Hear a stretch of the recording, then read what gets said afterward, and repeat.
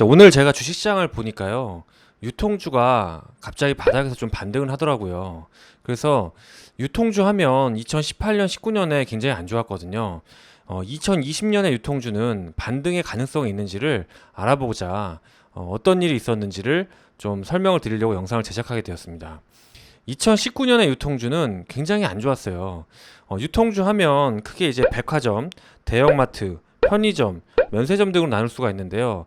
각각 다 안 좋았다고 보시면 될 것 같아요. 먼저 백화점 업체들 같은 경우에는 큰 폭의 사업 구조조정이 있었죠. 그 사드 배치 이후에 그 유명한 롯데 쇼핑의 중국 사업 정리가 있었고요. 근데 국내 백화점들도 좀 많이 통폐합을 했다고 보시면 될 것 같아요. 확장한 백화점도 있어요. 현대백화점 같은 경우에는 면세점 사업을 신규로 크게 벌렸죠. 기대가 굉장히 많았는데 오히려 2019년에 연간 영업 손실이 700억 원에 육박할 정도로 분위기가 안 좋았어요. 현대백화점이 면세점 사업에서 공격적인 마케팅을 한다는 게 이제 5월부터 좀 많이 들려왔는데 뭐 미래를 위한 성장 동력일 수도 있겠지만 일단은 당분간 2019년에는 일단 비용을 너무 많이 써서 분위기가 안 좋았다 이렇게 보시면 될 것 같아요. 대형마트 같은 경우에는 온라인 채널 침투 때문에 워낙 어두웠었죠. 요즘 여러분 많이 아시죠? 전지현이 광고하는 마켓컬리. 저도 마켓컬리를 저희 집사람이 쓰고 있는데요. 맨날 이제 아침에 문 열면 마켓컬리가 있더라고요. 예, 그리고 또 전통의 강자죠. 쿠팡이 있습니다. 근데 2019년 하반기에 이마트 같은 경우에는 대형 이런 이거 신선식품 배달과 그다음에 쿠팡의 로켓 배송 뭐 이런 거에 대응하고자 마케팅 비용을 너무 많이 써버렸죠. 그래서 굉장히 영업 손실이 좀 안 좋아지는 경험을 했고요. 또 편의점 같은 경우에는 2018년부터 주가가 계속 안 좋았죠. 큰 폭으로 오른 최저임금 인상과 여러 이제 비용 부담이 증가하면서 한 2년간 또 어둠의 터널을 보내고 있었습니다. 면세점 역시도 투자 심리가 굉장히 안 좋았죠. 미중 무역 분쟁에 따른 중국의 소비 경기 둔화 가능성 때문에 한국 면세점도 위축 우려로 1년 내내 좀 악재를 겪었다고 보시면 될 것 같아요. 자, 그럼 이 주가도 이에 걸맞게 계속 이제 노이즈가 나오면서 안 좋았죠. 그럼 2020년에는 기회 요인이 없는지, 특히 오늘의 반등이 어떤 연유로 이루어졌는지, 그리고 이게 추세 전환이 가능한 건지를 좀 부분별로 좀 살펴보겠습니다. 면세점 같은 경우에는 비용을 굉장히 많이 썼어요. 근데 생각보다 매출 성장률은 굉장히 좋았습니다. 2020년에는 이 매출 성장이 이익 성장으로 이루어질 수 있을지를 좀 지켜볼 만할 것 같은데요. 생각보다 2017년 사드 보복 조치 이후에 3년간 면세점 시장은 큰 폭으로 좀 성장을 했어요. 2020년도 연 매출로는 성장이 좀 기대가 되고, 근데 이제 현대백화점 사태에서도 볼 수 있듯이 이 면세점끼리 출혈 경쟁이 너무 세고, 그죠? 저 관광객 잡느라고 물밑 비용을 너무 많이 쓰는 것 같아요. 그리고 따이공들과의 어떤 협상력에서 이제 좀 결정이 되는데 비용을 너무 많이 집행하면서 매출이 성장함에도 불구하고 실리를 못 챙긴 부분이 있었죠.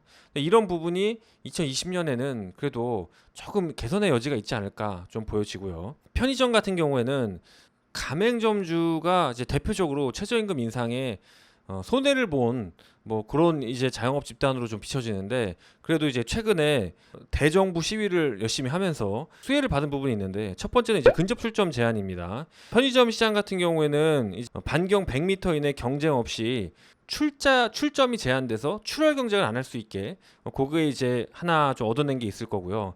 두 번째는 이제 잘 아시겠지만 카드 수수료율이 인하됐죠. 기존 2.5%에서 평균 0.5% 좀 하락했어요. 그래서 요게 생각보다 이제 편의점 영업이익률이 적기 때문에 좀 짭짤하다. 예. 뭐 최저임금은 인상돼서 주가는 빠졌지만 오히려 카드 수수료 인하가 어느 정도 이걸 만회해주고 있다 이렇게 보시면 될 것 같고요.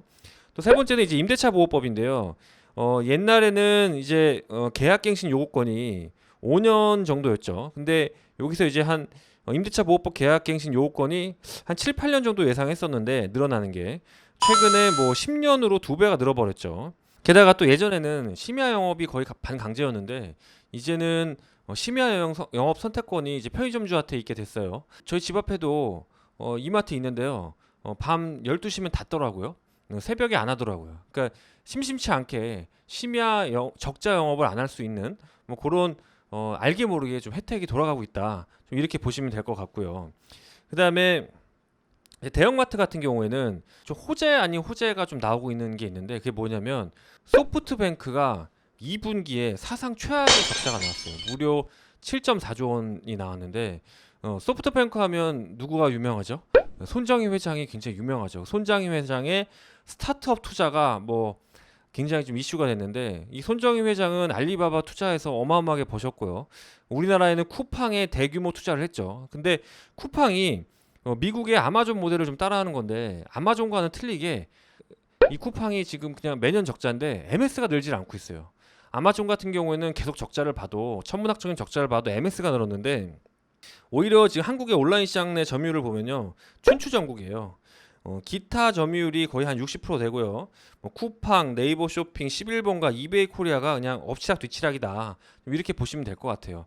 이게 왜 그 이마트의 호재냐면 쿠팡의 지금까지 그 자금줄은 손정희 회장이었는데 손정희 회장의 소프트뱅크가 지금 위워크 아시죠? 공유 오피스 위워크로 엄청난 적자를 보면서 소위 말해 더 이상 이렇게 무책임한 투자는 안 하겠다. 그 창업자를 존중하는 뭐 이렇게 한마디로 손익 관리를 하겠다. 뭐 이렇게 좀 나오고 있습니다.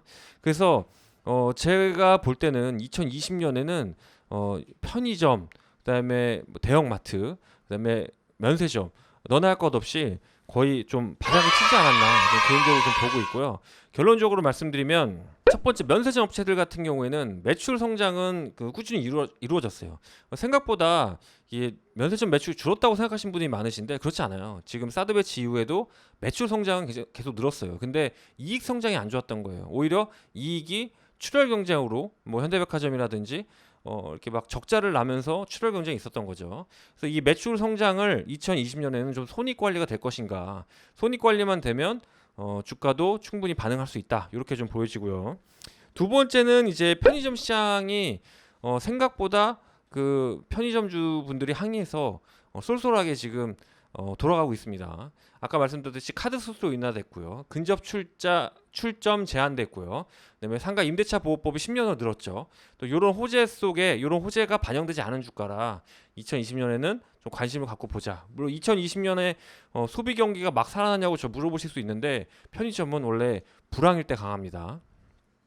자, 세 번째는 그 이제 이마트를 비롯한 대형 마트의 경쟁력인데 제가 볼 때는 뭐 쿠팡이 힘들다고 해서 갑자기 뭐 이마트가 갑자기 혜택을 받는다 이렇게는 되지 않을 수 있겠지만 일단 기본적으로 이 온라인 그 배송 시장이 과열된 부분이 있었죠. 2019년에 이런 것들이 조금 진정이 되면 투자 심리는 좀 좋아지지 않을까 저는 개인적으로 생각합니다.